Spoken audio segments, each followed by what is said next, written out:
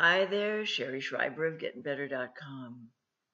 I want to talk to you about greatness today. What is greatness? Well, I tell you, I've been on the planet a few years, and what I think it boils down to is something you can recognize in yourself. It isn't something that you necessarily achieve in the world, because if you achieve it in the world, that's your aim, that's your goal, that's your raison d'etre, your reason for your reason for living, your ultimate need, then even when that's reflected back to you, you won't be able to appreciate it. You won't feel it. The world could think you're great and fantastic and wonderful and amazing, but if you don't think you are, if you haven't come to recognize that characteristic within yourself of greatness,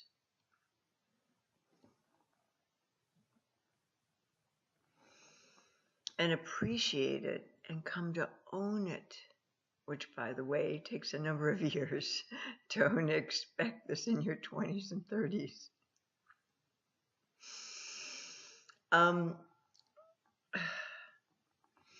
If you haven't come to recognize and appreciate and own that within you,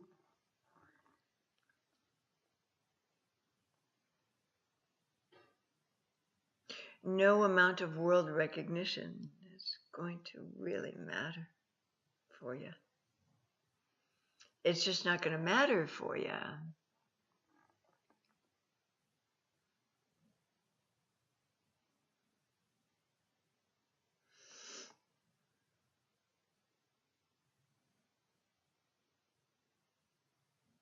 Now, I remember Oprah Winfrey once saying publicly that she felt that she had been destined for greatness.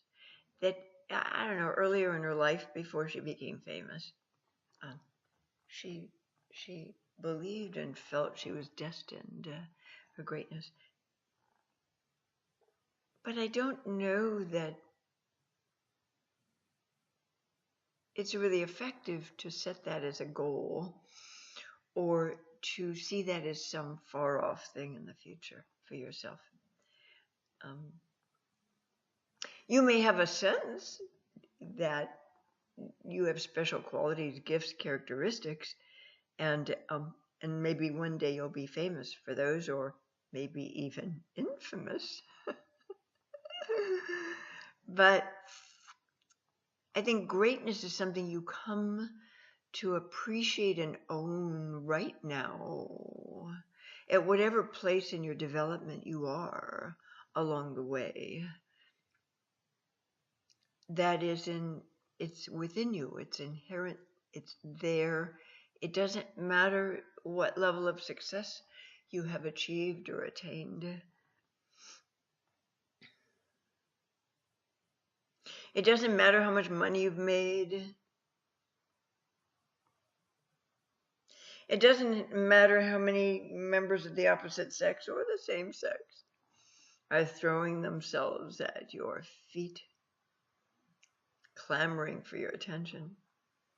That's not what greatness is about. Greatness is about appreciating who you really are. Maybe as a small child, you were, my nephew was like this, you were extraordinarily adept at just innately knowing how to put things together. You never even had to read the instruction manuals. It came with stereo equipment or something like that. It was just there. It was just a talent. It was an ability. It was like there was a knowingness inside of you all along. I have felt that way about certain aspects of my life. I have medical intuition.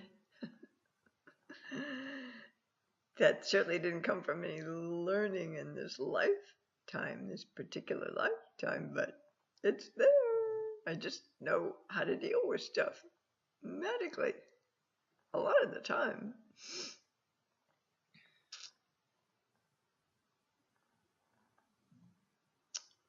I was good at writing from an early age, putting thoughts and concepts to paper.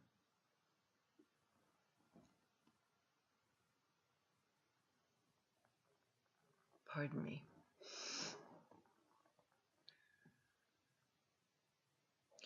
So this greatness we carry, we all have it. We all have it. You know?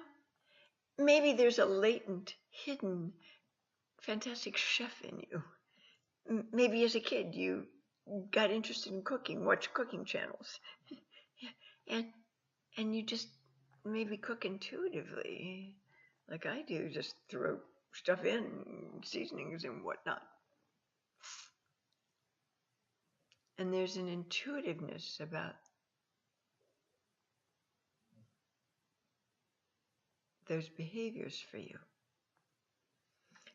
And it usually turns out great. What is your greatness? And by the way, your greatness can and will and oftentimes does grow. I think we as humans just don't even allow for the fact that we need to ripen. We need to have time to ripen and mature and grow into our greatness. I've heard people in their 20s, 30s, I see them on Twitter. Oh, I was so stupid. I was just stupid and didn't get this earlier about myself. Well, you couldn't have. There's no way you could have gotten this earlier about yourself. You're still ripening. I'm still ripening, for Christ's sake. I am. Wine, fine wine, any wine, needs time to ferment and ripen and develop to be prized and delicious when you drink it. These things take time. Beers, you know, there's a malting process. Any kind of fruit that grows, vegetables that grow. This is a process. It takes time to become a magnificent mango or cabbage.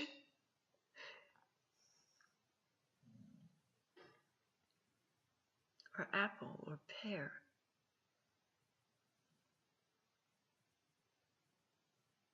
It takes time for the avocados on my mature avocado tree to start as tiny little buds and develop slowly into fruit that's edible. Greatness takes time, my dears. It's absurd to feel in your 20s or 30s or even 40s that you should have it all by now. You should know it all by now. You should have your ship in the water. You should have it all worked out. This thing called life. That's absurd.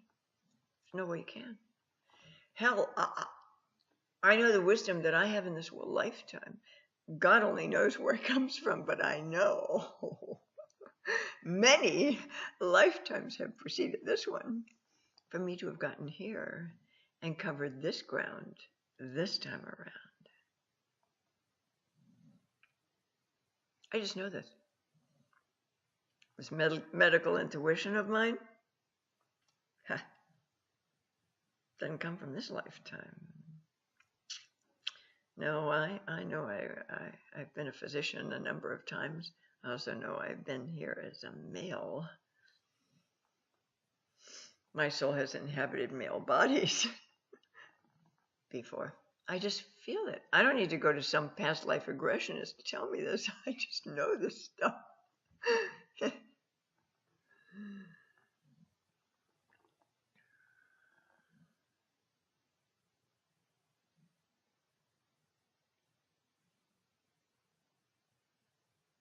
Former boyfriends, while I was with them, had said to me at times, Schreiber, you couldn't understand men any more than you do if you owned a penis. And I thought, little did you know.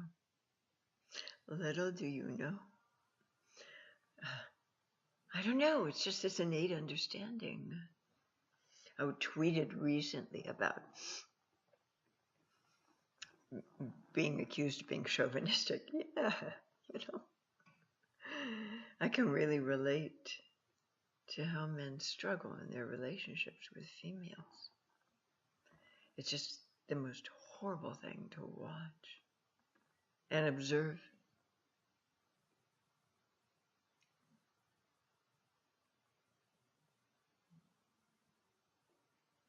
Greatness. You first must accept you have greatness in you. I don't care what age you are. I don't care what station of life you're at. You have greatness in you. You are a creation that is magnificently brilliant and capable as a human being. You are so multifaceted, so multidimensional, so complex and intricate. As a human, you have great capacities and abilities and talents. Unfortunately, you weren't raised by people who were brilliant enough to recognize them and appreciate them, most likely. So these never got mirrored for you. So you grew up feeling like a piece of the living room furniture instead of a magnificently adorable, wonderful, intrinsically lovable child. But you have greatness in you. I don't care what it is. Mrs. Fields, remember Mrs. Fields cookies? Are they still around? This woman started baking cookies in her kitchen. Turned into a whole franchise business chain years ago. Started in her kitchen. She believed in her ability to make good cookies, really great, tasty cookies, and that's where she started. And then that grew gradually, at first, I'm sure. And then it matured and ripened, and she opened more and more and more stores. And I don't know whether that was like a franchise situation or whether she owned all those outlets. I could probably look that up on the internet, but haven't cared enough about it. I'm just citing this as an example for you. You have greatness in you, just for being you, just for simply being you. Greatness isn't something you do in the world. Greatness is something you carry inside of you. It's a feeling about yourself that hopefully you will be tenacious about growing into as you mature. If, God willing, you live long enough to mature and you're not snuffed out at an early age, by a car accident or motorcycle accident or something. Greatness.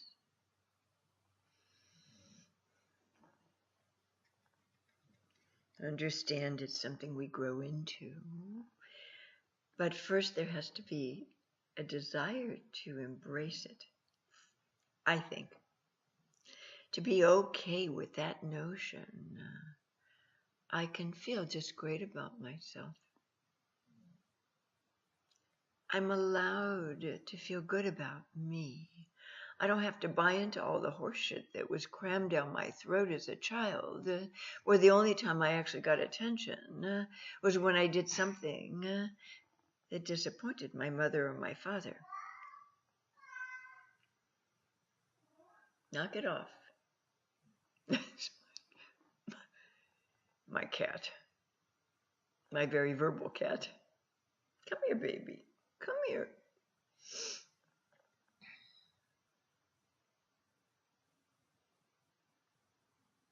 Only time I got attention was when I did something, maybe accidentally spilled my milk at the dinner table, and I got screamed at, yelled at, called stupid for it. Oh, my dears. What human beings do to their offspring is criminal.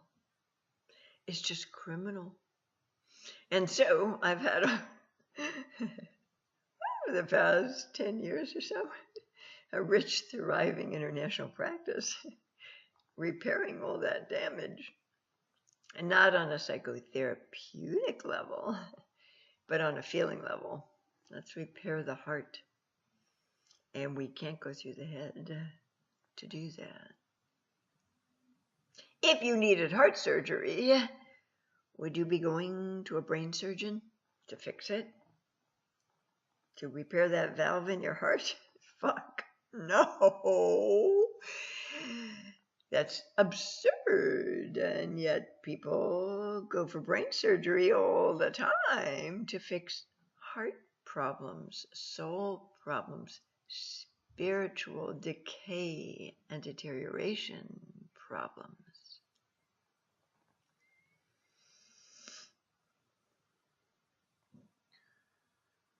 And I decided enough, I didn't want to do that stuff. I didn't see it as effective. But I digress. Greatness, allow for it within you. It's not something that the world gives you. It's not accolades or ribbons on your chest if you're in the military. It's really not Academy Awards sitting on your fucking mantle. It's what you carry inside of you that gives you joy in being able to embrace the wonderful and unique and unusual aspects within you that oftentimes nobody else has.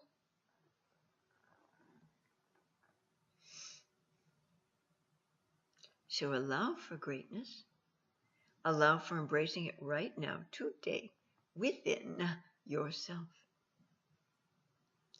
Give yourself that. Grant yourself that. Give yourself a big hug right now. Wrap your arms around your center and just squeeze. And say, I'm really working hard every day to learn how to like and respect myself and admire myself. That's greatness, my dears. Some of the most successful, magnificently wealthy individuals on the planet do not have this. Oh, they got plenty of money. Plenty of money. They got more money than they know what to do with. But they don't have greatness. They don't own it. In an intellectual sense, they own it. They know how successful they are. Intellectually, they see the returns, in context of their income, but they don't own their greatness. They don't really feel that as a nourishing, alive, growing, magnificently satisfying feeling inside of them. They just don't. So what's it really worth?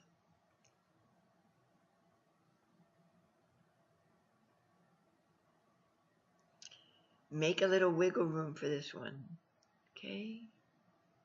Now, I apologize. As I've said in, I think, one or two of my other videos, my Dell webcam feature didn't successfully upgrade to Windows 10. There's not a damn thing I can do about it right now.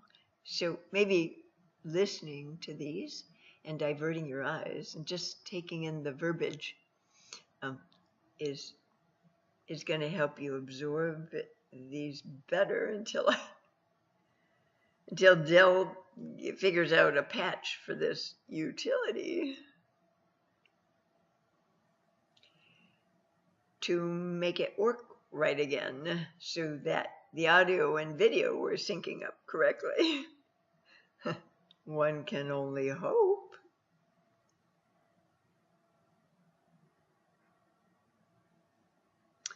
With Windows 10.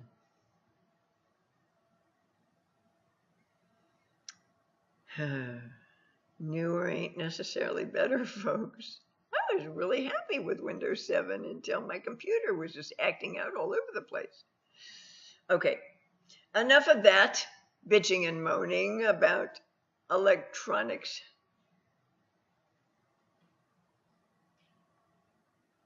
Let yourself grow into your greatness. Allow yourself to ripen, my darlings. Allow yourself to ripen. Allow yourselves to grow. Allow yourselves to expand, to change. My God, decade to decade, there's supposed to be a lot of changes going on inside you.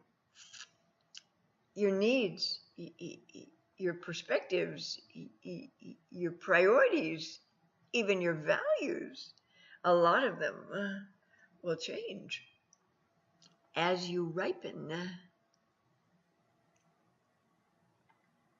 Speaking of ripening, I have a famous little Schreiberism, and I've been saying this for many, many, many years, and I just want to leave you on this note. You're going to have to go through really great times in your life, and you're going to go through really crap times in your life. And hopefully the crap times will be outweighed by the good times, the great times, but sometimes they won't.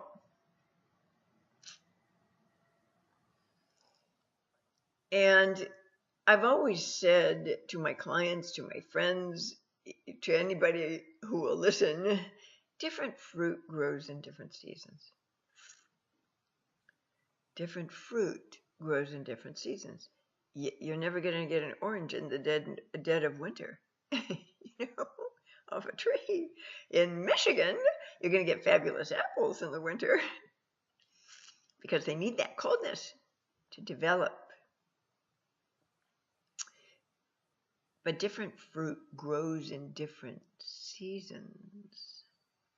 Now, not all that fruit is going to be as tasty and delicious and juicy as we'd like, but it is all nourishing to our growth, our development.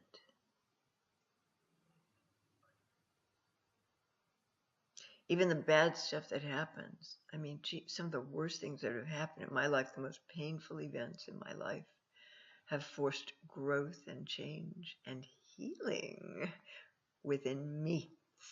And I'm thankful for those events. In hindsight, they weren't fun while I was going through them. I can tell you that. But they have forced growth. They have forced development. So in hindsight, in retrospect, they were valuable, but they weren't tasty fruit. I was having to eat it anyway, but it was not tasty fruit at the time.